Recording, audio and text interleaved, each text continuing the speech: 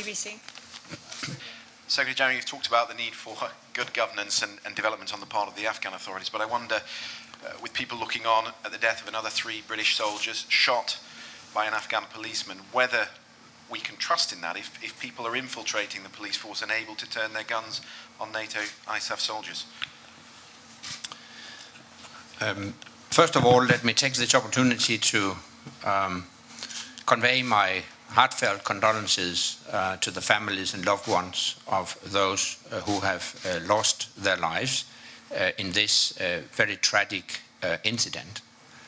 And let me add to that that ISAF is right now investigating this incident to determine the circumstances.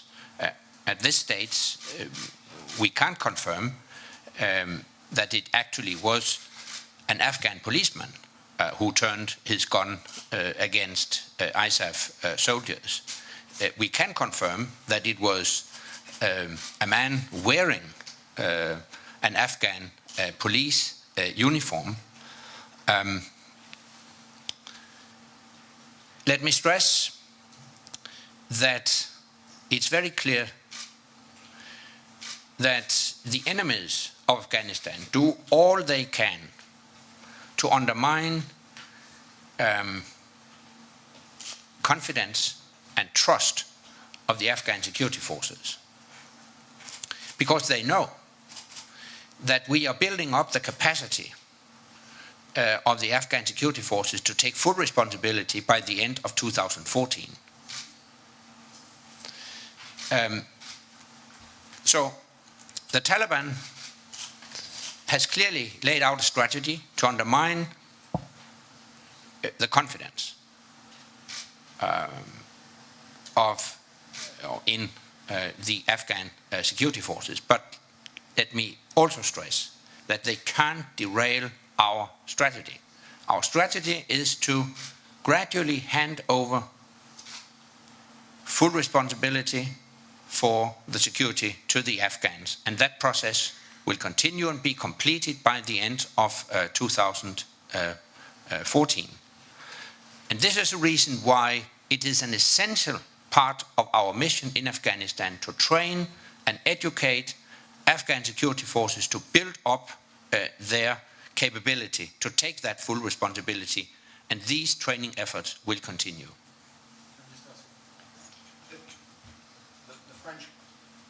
The French carried out their own review of security last year, I think in October, when some of their soldiers were shot. I mean, taking this incident apart, what was learned from that incident? Is there anything you can do to stop someone doing something like this? I can assure you that based on lessons learned from these tragic incidents, ISAF, in cooperation with the Afghan security forces, have taken a number of measures to prevent such tragic incidents, the so-called green on blue attacks. For obvious reasons, I can't go into details about these concrete measures, but obviously they include strengthened screening processes, but also education, both education of Afghan security forces and ISAF troops, with a view to prevent such incidents in the future. Kuna?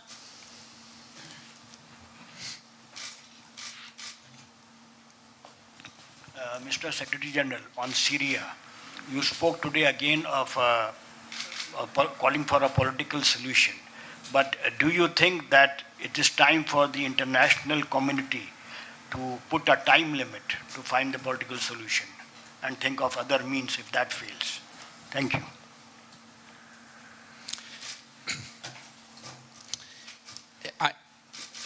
My first point is that it is a matter of urgency. So the sooner a political solution can be found, the better. And I urge all international actors who have an influence on the regime Damascus to do all they can to facilitate a peaceful and political solution. Actually, I don't think it would be helpful in that process to set a fixed date as a deadline. But it is a matter of urgency to put an end to the violence and the bloodshed in Syria, and it is a responsibility for the whole international community to facilitate that process. Turkish media. Mr. Secretary General, Wall Street Journal has put a story saying that the Turkish jet was actually shot down in Syrian territorial waters. Turkey says it was shot down in international territorial waters. Does NATO have any information as to where the Turkish jet was shot down? And secondly, there are also reports in the international press claiming that there could be a possible Russian involvement in shooting down the Turkish jet. Does NATO have any information on this? Thank you. As you know, we had a meeting in the NATO Council last week on the request of Turkey, and the Turkish authorities provided us with a briefing and concrete information about this incident. But as a matter of principle, we never comment on such briefings and such meetings in the NATO Council. But the outcome of the Council was very clear, that the Allies expressed unanimously strong support for and solidarity with Turkey. And that's telling, I think. And furthermore, in any case, it is, of course, unacceptable and in contradiction with all international norms to shoot down an aircraft without any warning.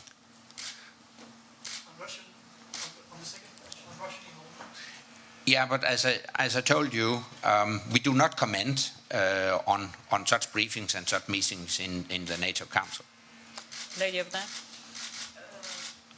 Saïda Ahmed, de l'agence de presse MENA. Je voudrais revenir sur la Syrie. Maintenant, la communauté internationale a reconnu qu'il y avait deux acteurs sur le terrain. Il y a les forces syriennes et les groupes armés. Alors, ne voyez-vous pas que pour aboutir à une solution politique, il s'agit d'exercer des pressions autant sur le régime que sur les pays qui financent et qui arment ces groupes se trouvant sur le terrain? Comment? Il y a les groupes armés qui sont financés en armes et en fonds par d'autres pays. Alors, pour parvenir à une solution politique, n'est-ce pas, il faut exercer aussi des pressions sur ces pays-là qui financent ces groupes sur le terrain en Syrie? Oui, comme déjà dit, il faut trouver une solution politique. Et évidemment, il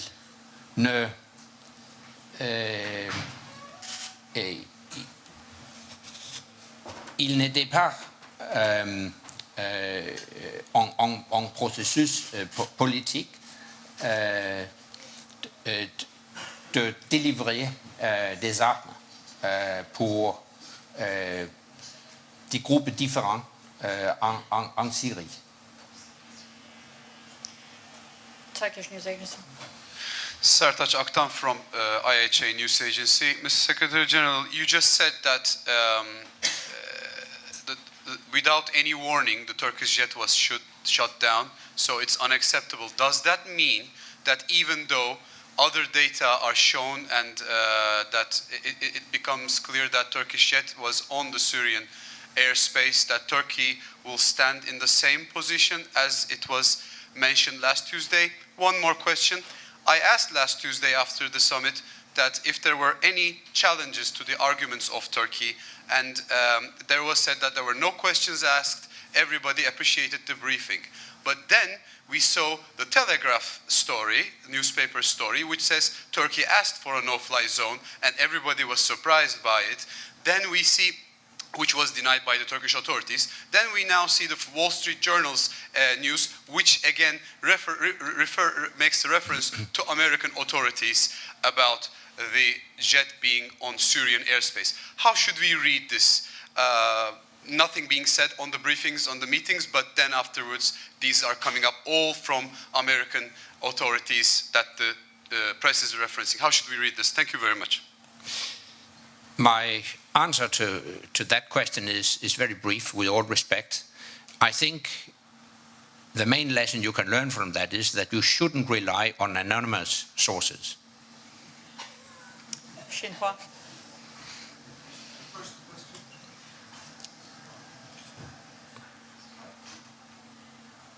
Hello, my name is Takashi. I'm with NHK Japan Broadcasting. The question is about Syria. You emphasized the importance of political solution at this juncture. But what would be the criteria for NATO to intervene militarily in the situation in Syria? Are you waiting for the UN resolutions? And the second question is about Afghanistan.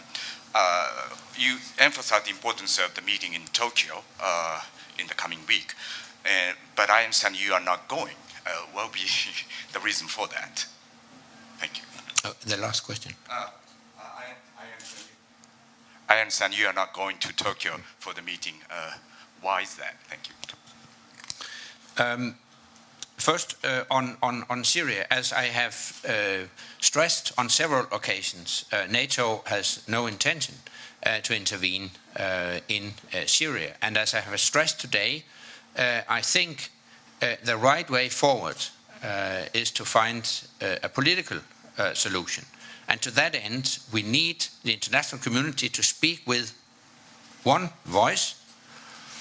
And I think it would be helpful if the UN Security Council in particular could speak with one voice with the aim to put pressure on the Syrian regime to stop the crackdowns on the civilian population in Syria and live up to what was the clear outcome of the contact group meeting in Geneva.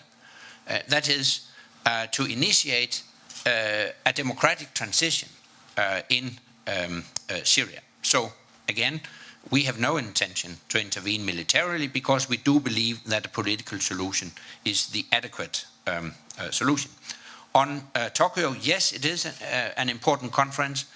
For calendar reasons, I can't attend the conference myself, but of course NATO will be represented, and I would expect my senior civilian representative in Kabul to represent NATO at the Tokyo conference.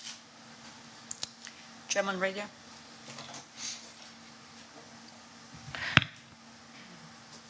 Birgit Schmeitzer, German Radio. Secretary General, you told us that NATO is actively engaged in the political consultations on Syria. Could you tell us more details? To whom do you speak and when? And a second question, if I may, could you please tell us more about the situation at the Turkish and Syrian border? What are your Turkish allies tell you about this, about the refugees and so on? First, again, for reasons I think you understand and appreciate, we don't comment on details in such consultations, including when and how they take place. But we have a continuous dialogue with Turkey and among all allies. We have not yet received updated information about the situation along the Turkish-Syrian border. So I compared to what we heard last week, I can't provide you with new information as of today. But I expect allies to receive updated information this week. Yes, Brooks Tigner, Jane's Defense. Not asking for any details, but just two simple yes/no questions, both on Syria. One, has NATO received any formal request or informal indication so far from Turkey for the deployment or use of AWACS in support of Turkish air forces? And secondly, you say the right response to this point the situation in Syria is political. Thus, is NATO in direct contact or indirect consultative contact via the individual allies with any Syrian opposition groups? Thank you. No, NATO has not received requests for deployment of military assets, and no, NATO has no. NATO as an alliance has no dialogue with opposition groups in Syria. Reuters.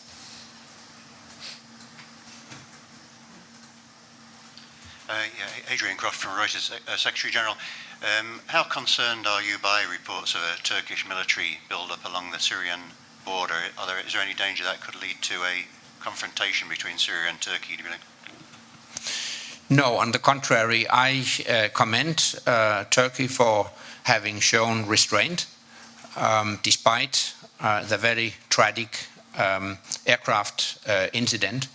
I find it quite normal that Turkey takes necessary steps to protect its population and its territory. Two last questions. Pakistani media, please.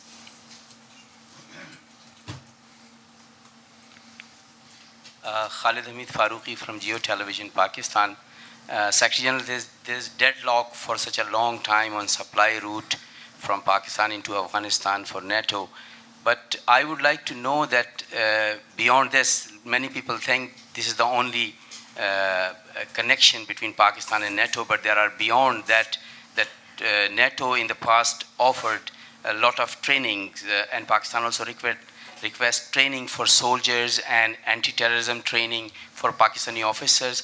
Are these programs continue as usual and business as usual despite of all the deadlock and efforts being failed on supply route? Thank you.